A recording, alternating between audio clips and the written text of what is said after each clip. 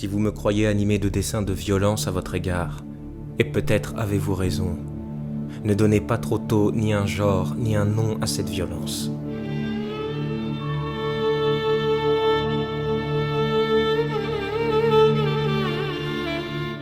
Dans la solitude des champs de coton, c'est un classique du théâtre contemporain. C'est vraiment un texte d'un génie qui s'appelle Bernard-Marie Coltès, qui a eu une carrière fulgurante parce que mort très jeune.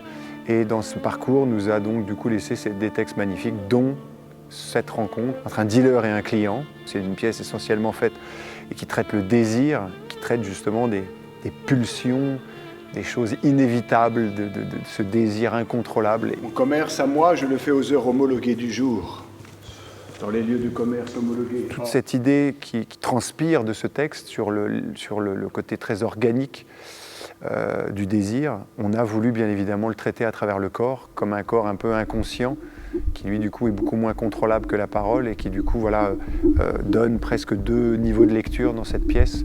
Un niveau de lecture chorégraphique et un niveau de lecture bien évidemment théâtral, puisque le texte est présent et nous le disons en scène. Et je vois votre désir, comme on voit une lumière qui s'allume à une fenêtre tout en haut d'un immeuble, dans le crépuscule.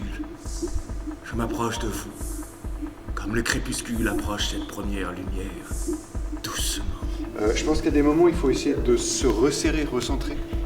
Mais inversement, je pense qu'il y a des moments, ça peut être fun aussi quand même d'être à perpète les oies.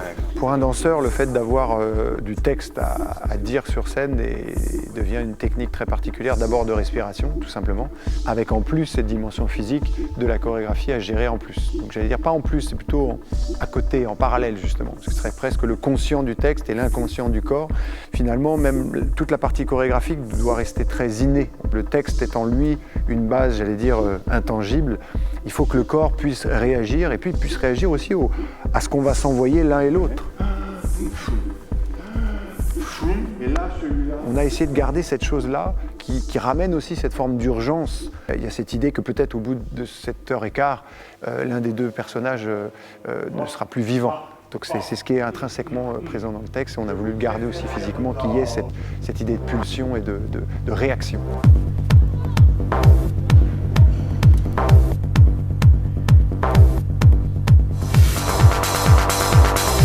Je ne crains pas de me battre, mais je redoute les règles que je ne connais pas.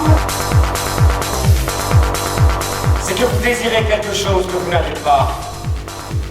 Et cette chose, moi, je veux vous la fournir.